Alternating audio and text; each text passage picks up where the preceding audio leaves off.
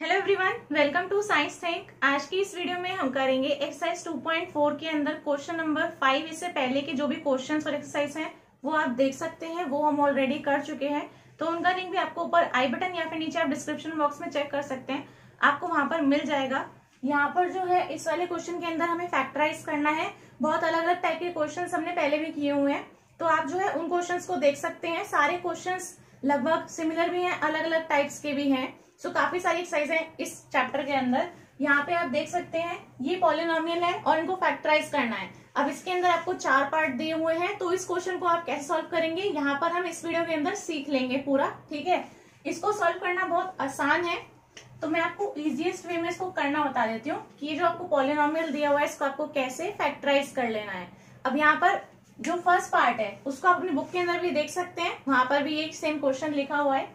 ये जो क्वेश्चन है इसमें सबसे पहले हम क्या करेंगे, यहाँ पर आप जो है लिख भी सकते हैं रीअरेंज द टर्म्स। मतलब ये जो आपको टर्म्स दे रखी हैं, एक्स क्यूब है, -2x² है, -x और +2। अब इनको हम सबसे पहले रीअरेंज करेंगे। यहाँ पर देखिए आपको फैक्टराइज करने के लिए कहा हुआ है, तो इसमें हमें क्या करना पड़ेगा, ये x³ है यहाँ पर और यहाँ पर x है, तो हम इन दोनों को एक तरफ ले लेंगे, मतलब साथ में।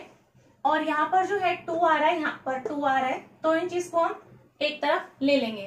तो यानी ये जो मेरे को दिया हुआ है पॉलिनोमियल्स को मेरे को रीअरेंज करना पड़ेगा। रीअरेंज के लिए यहाँ पर जो x³ पहले दिया हुआ है ये रहा इस क्वेश्चन के अंदर, ये इसके साथ में हम लिख देंगे माइनस का x। ये जो माइनस का 2x² है और ये प्लस का 2, इसे हम एक साथ में इस तरीके से लिख देंगे।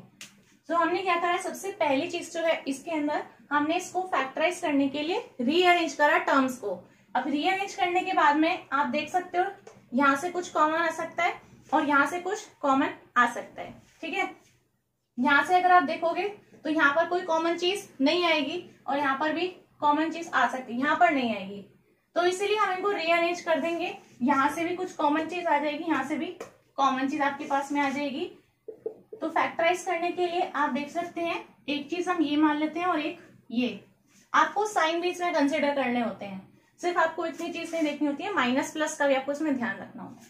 तो ये है x³ और माइनस का x। तो यहाँ पर क्या चीज कॉमन है, x। तो अगर मैं x को बाहर ले लेती हूँ तो यहाँ पर कितना बचेगा, अगर एक x यहाँ से बाहर आ जाता है तो x² बचेगा, तो x³ की जगह पर हो जाएगा x²। और यहाँ पर था माइनस का x, मैंने x को बाहर ले लिया है तो यहाँ पर से बचेगा माइनस का 1। इसी तरीके से इधर जो है आपको देखना है कि क्या कॉमन आ सकता है बाहर। तो यहाँ पर जो है 2 आ सकता है, माइनस का 2 कॉमन आ सकता है। तो माइनस का 2 अगर आप यहाँ पे बाहर ले लोगे तो -2x² में से मैंने यहाँ से ये माइनस का 2 बाहर ले लिया है, तो सिर्फ कितना बचेगा x²। और यहाँ पर जो है ये प्लस का 2 था, यहां से मैंने -2 बाहर लिया है, तो बचेगा कितना,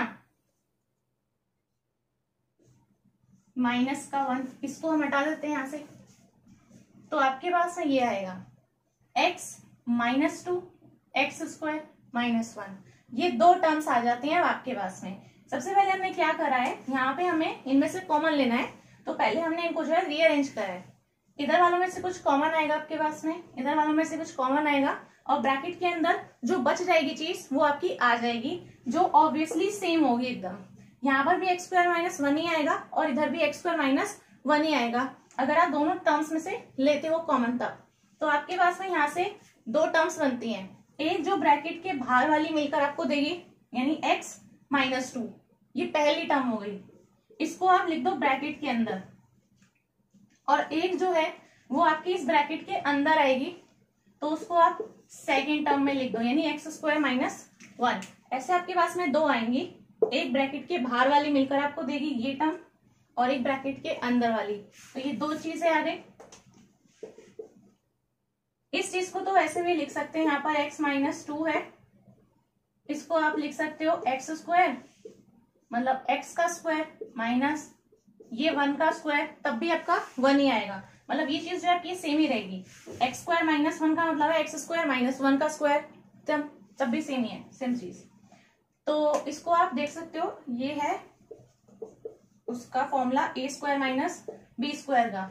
ये ए हो गया, ये वाला जो है ये बी हो गया, तो ए का स्क्वायर माइनस बी का स्क्वायर, इसका आपको फॉर्मूला पता होगा, तो ये आप फॉर्मूला लगा दो इज इक्वल्स टू, ये हो जाएगा आपका ए प्लस बी, ए माइनस बी, तो a प्लस बी यानी x प्लस वन, ए माइनस बी मतलब x माइनस वन, और एक टर्म आपके पास में ये x माइनस टू ऑलरेडी थी, लिखना आपको इस तरीके से ही है, पहले 1 वाली फिर 2 वाली। तो यहाँ पे आप देख सकते हैं पॉलिनोमियल सॉल्व करने के लिए पहले रीअरेंज करा, बिकॉज तभी हम इनमें से कोई टर्म कॉमन ले सकते हैं, तो यहाँ से कुछ कॉमन, यहाँ से भी कुछ कॉमन आ जाएगी, एक टर्म आपकी ब्रैकेट के अंदर वाली जो सेम टू सेम रहेगी वो हो जाती है, और एक आपकी बाहर आ जाएगी। अब इस चीज को मैं ऐसे भी लिख सकती हूँ, ये फॉर्मूला बन जाता है ए स्क्वायर माइनस बी स्क्वायर का, तो यहाँ से आपके पास में ये आता है सॉल्व करने के बाद में, तो फैक्टराइज करने के बाद में आपका इतना आ जाएगा, आप इसके अंदर जो है आंसर में लिख सकते हैं, ये वाली जो चीज आपको दी हुई है एक्स क्यूब माइनस का 2x स्क्वायर माइनस का x प्लस 2, ये चीज इसके इक्वल है,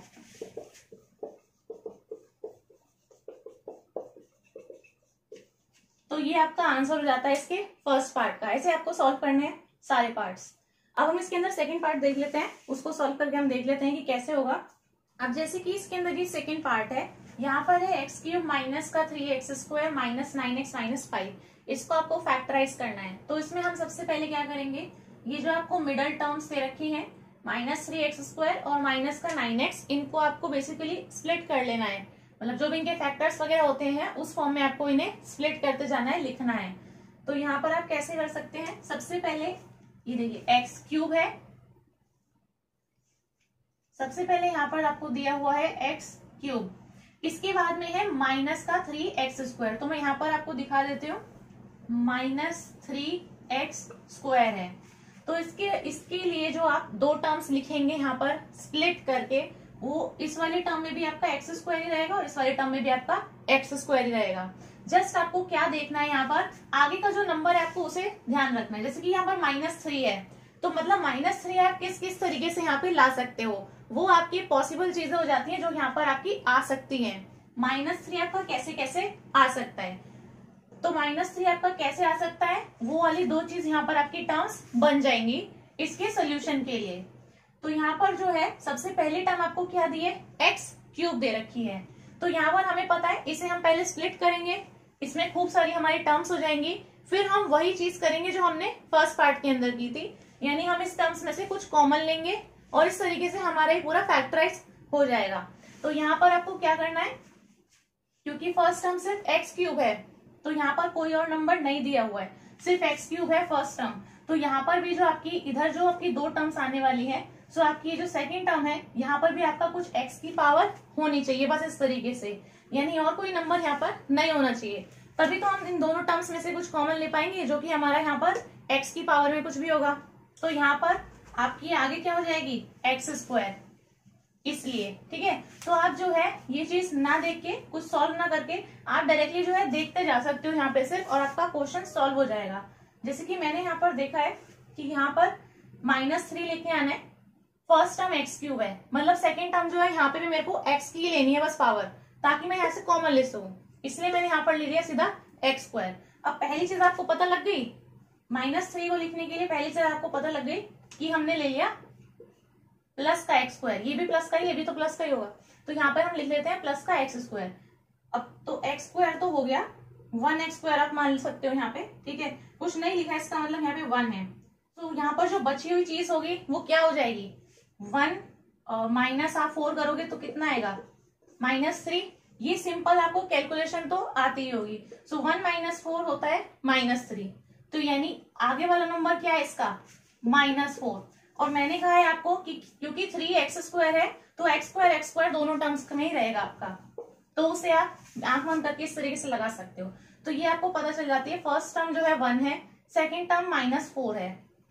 ऐसे ही आप जो है सेकेंड टर्म भी कर सकते हो, उसमें -9x दिया हुआ है जैसे कि, तो ये जो -9x है, माइनस का 9x कैसे कैसे आ सकता है, अब x यहाँ पर आपको दिया हुआ है सिंपल, तो यानी फर्स्ट टर्म में भी x है, सेकंड टर्म में भी x है। अब आप कैसे देखोगे, अब यहाँ पर जैसे मैंने एक्स क्यूब को देख के यहाँ पे एक्स स्क्वायर रख दिया ऑलरेडी, तो यहाँ पर हम -4x² देखकर मैं यहाँ पर हम नेक्स्ट टर्म भी सेम टू सेम रख दूंगी, क्योंकि यहाँ से कॉमन लेंगे और फिर इन दोनों में से भी कॉमन लेंगे, तो यहाँ पे कुछ सेम ही चीज आनी चाहिए जो इसके अंदर दी हुई है ऑलरेडी। तो यहाँ पर आप जो है सेम टू सेम देखकर लिख सकते हो, क्योंकि हमें कॉमन लेनी है इसलिए हम ऐसे ही कर देते हैं। तो ये हो जाएगा आपका -4x²। इधर जो है टर्म्स में क्या क्या हो सकता है, सिर्फ x, क्योंकि माइनस का 9x गिवन है, तो यहाँ पर जो टर्म आएगी उसमें भी x ही होगा, यहाँ पर जो टर्म आएगी उसमें भी x ही होगा।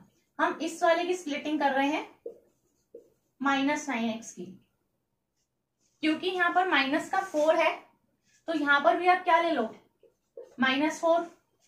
अगर आप -9 बनाने के लिए -4 ऑलरेडी ले लेते हो, तो आपको कितने की जरूरत और पड़ेगी, -5 की। तो माइनस माइनस आपका प्लस हो जाएगा, तो 5 और 4 हो जाएगा आपका 9, और माइनस का साइन एज इट इज। तो सेकंड नंबर भी पता चल गया -5 है। आप देख सकते हो मैंने किस तरीके से पता किया है।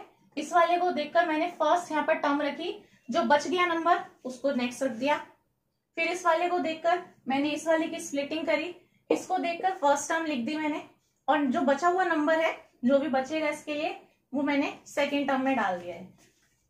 अब इसके आगे आपको गिवन है कांस्टेंट टर्म -5, ऐसे करके मैंने ये पूरा लिख दिया है।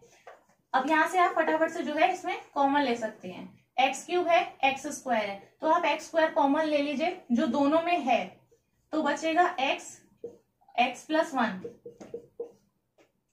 यहाँ से -4x² है और माइनस का 4x है, तो यहाँ से भी हम माइनस का 4x कॉमन ले सकते हैं। यहाँ पर बच जाएगा x+1, और यहाँ पर माइनस का 5x है और -5 है, यहाँ से आप -5 कॉमन ले सकते हैं, और फिर x+1 बच जाएगा। सेम वही चीज करिए से फर्स्ट उसके अंदर किया था हमने। अब यहाँ से आपके पास में दो टर्म्स आ जाएंगी, एक जो आपकी पूरी टर्म हो जाएगी वो हो जाएगी ये ब्रैकेट के बाहर वालों को जोड़ने के बाद, और एक हो जाएगी ब्रैकेट के अंदर वालों से। तो ब्रैकेट के अंदर है आपका x+1, तीनों में सेम ही आएगा, अगर नहीं आ रहा तो हो सकता है आपने कोई गलती की होगी, तो सेम आएगा। और सेकेंड टर्म जो आपकी पूरी हो जाएगी वो हो जाएगी ब्रैकेट के बाहर वालों से, यानी x² माइनस का 4x, और इधर है -5। तो ये चीज बन गई। अब आपको क्या करना है, अब आपको ये देखिए यहाँ पर भी x+1 है, ये तो सिंपल, इसमें हम कुछ नहीं कर सकते हैं अभी, इसको आप कर सकते हैं x²। बीच वाली टर्म जो है ये -4x, सेम जैसे यहाँ पर हम जो मिडिल टर्म की स्प्लिटिंग कर देते हैं यहाँ पर भी आप कर सकते हैं। ये आपका हो जाएगा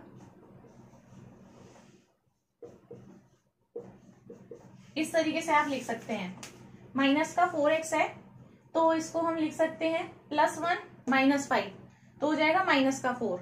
और ये क्योंकि जो मिडिल टर्म हमने स्प्लिट करी है इसमें आपके पास में ही x है, तो दोनों जगह पर x तो रह गई, और x वाली चीज मैंने इधर ले ली है और ये 5 वाली चीज मैंने एक साथ में ले ली है। अब यहाँ से आप इजीली फिर से ऐसी चीज कर सकते हैं, कॉमन वाली x+1, x² है और x है, यहाँ से x कॉमन आ जाएगा तो बचेगा x+1, और यहाँ से आप -5 कॉमन ले सकते हैं तो फिर बचेगा x+1। यहाँ से फिर आपके पास में आ जाएंगी, एक x+1 था ही मेरे पास में, सेकंड जो है x+1 आ गया यहाँ से कॉमन, और एक जो ब्रैकेट के बाहर है वो है x-5। तो बस इतना ही आएगा आपका सॉल्व करने के बाद में, इससे ज्यादा इसमें कुछ नहीं होगा। तो यहाँ पे आप लिख सकते हैं इसको सॉल्व करने के बाद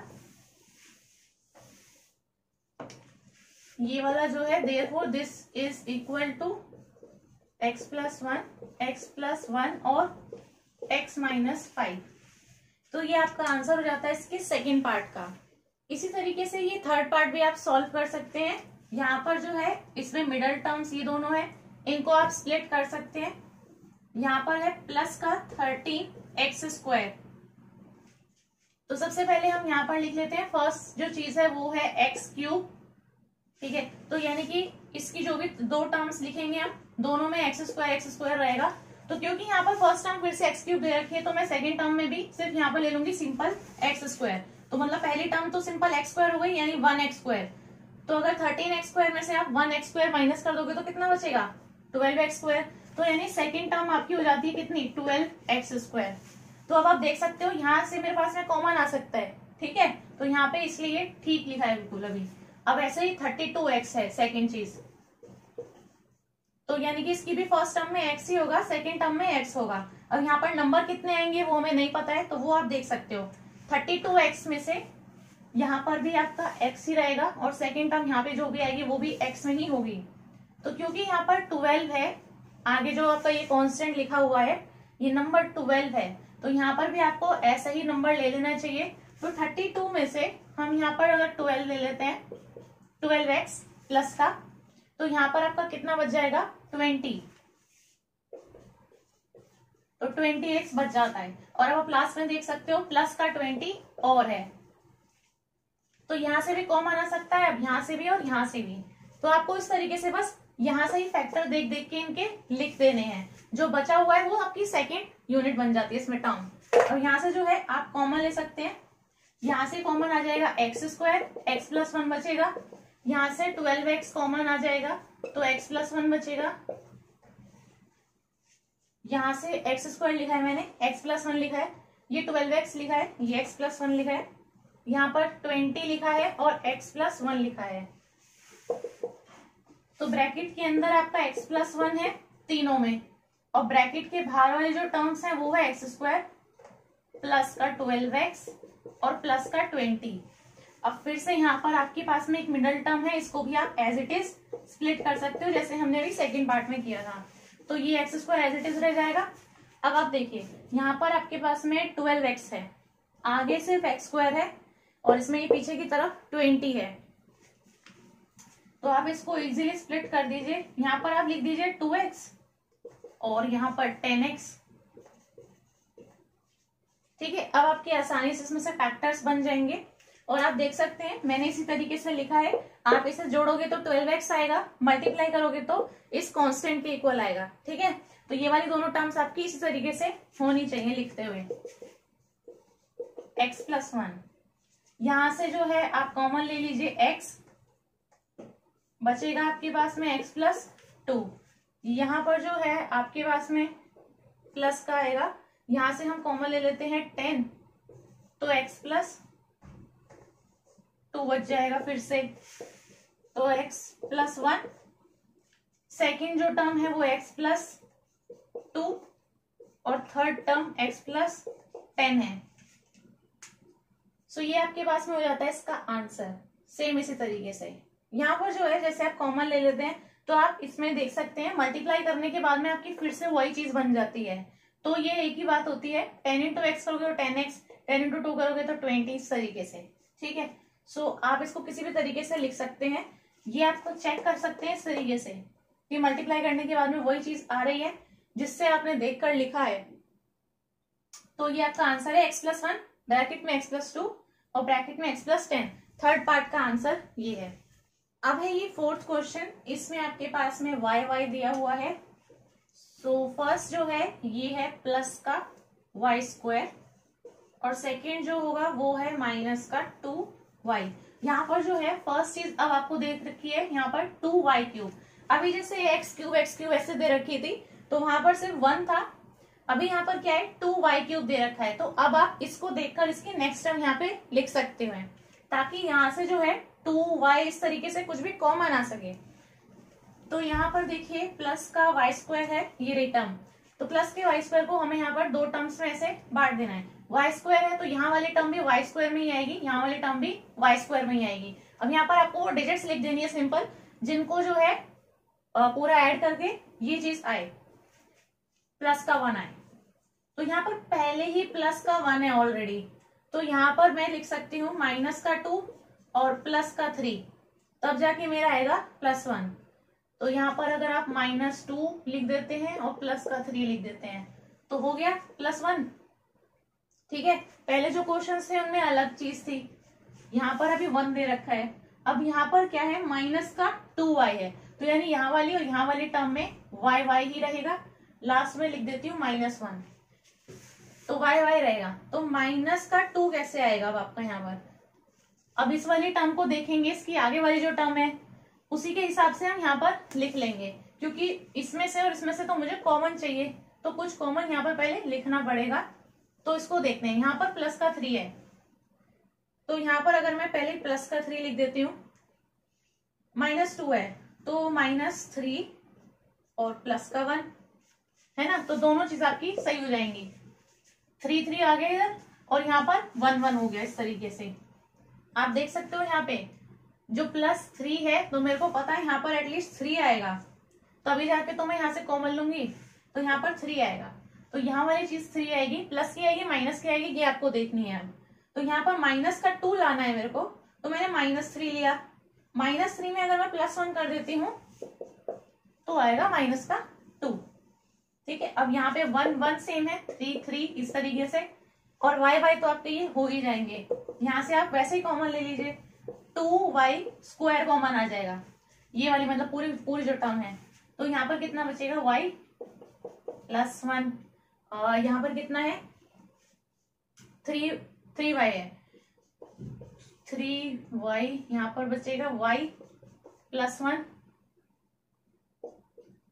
यहाँ पर कितना है 1 लिखा है मैंने, आप इसको नहीं भी लिख सकते हो। ठीक है, वहां पर कुछ नहीं लिखा है इसका मतलब वहां पर 1 ही है, सो y -1 है, तो यहाँ पर आप जो है प्लस का ये 1 जो है इसको कॉमन ले लो।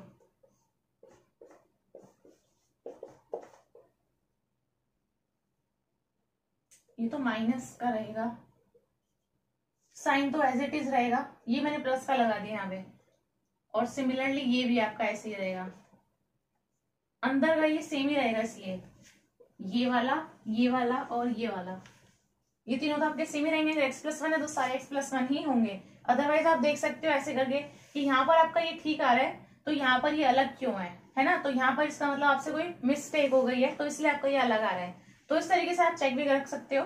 तो ये आपके तीनों सेम आ रहे हैं अभी, तो ये ठीक है पूरा। अब यहाँ पे आपके पास में जो ब्रैकेट के अंदर है ये y -1 है, और ब्रैकेट के बाहर वाला आपका है ये 2y² प्लस का 3y और प्लस का 1। फिर से आप सेम चीज कर सकते हैं, प्लस का जो ये 3y है ये मिडल टर्म, इसको आप स्प्लिट कर सकते हैं, ये आपका हो जाएगा y -1 2y²। अब यहाँ पर जो है, यहाँ पर 2 है, यहाँ पर 1 है, बीच में 3 है, तो आप देख सकते हो ये प्लस का 3 आप कैसे लेके आ सकते हो। सिंपल 2 + 1 है, यहाँ पर प्लस का है, यहाँ पर प्लस का है, तो 2 की जगह पे आप इधर 2 लिख दिए और यहाँ पर 1 लिख दीजिए, तो 2 2 एक साथ, 1 वाली चीज एक साथ, तो प्लस का 2y और प्लस का y +1।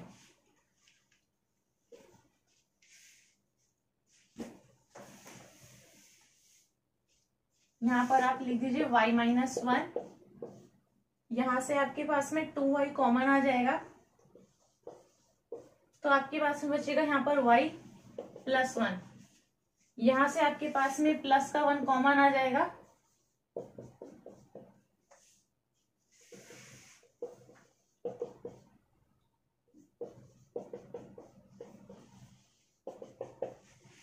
तो ये आपका आंसर हो जाता है इसका।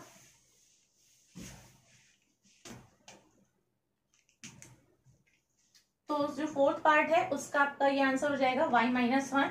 ये ब्रैकेट के अंदर वाले जो 2 हैं इनसे y +1 आएगा, ब्रैकेट के बाहर 2y +1 है, उससे आपका थर्ड वाला ब्रैकेट आएगा पूरा। सो इसे आप लिख सकते हैं कि फैक्टराइज करने के बाद this thing is equals to this. यहाँ पे -1 भी है क्वेश्चन में, यहाँ पर ये मिट गया है अभी, तो आप ऐसे लिख सकते हैं पूरा। ठीक है, सॉल्व करना किस तरीके से है वो मैंने आपको बता ही दिया है, काफी आसान तरीका है। अगर आप करने लगेंगे तो आपको इतना टाइम नहीं लगेगा, यहाँ पर बताने में टाइम लग रहा है, तो फैक्टर्स और वो सब ज्यादा कुछ आपको निकालने की जरूरत नहीं पड़ेगी, यहाँ पर फ्रंट वाला देख देख कर ही ऑलरेडी होता जा रहा है क्वेश्चन, तो आप इस तरीके से कर सकते हैं। सो ये काफी इजी वे है करने का। मुझे उम्मीद है ये वीडियो आपको काफी अच्छी लगी होगी, और एक्सप्लेनेशन अगर आपको पसंद आया हो तो आप वीडियो को लाइक जरूर कर दें, और ऐसे ही और अच्छी और इन्फॉर्मेटिव वीडियोस देखने के लिए मेरे चैनल को सब्सक्राइब करना ना भूलें और बेल आइकन को दबा दें, ताकि आने वाली वीडियोस का आपको नोटिफिकेशन मिलता रहे। तो चलिए अब मिलते हैं नेक्स्ट वीडियो में।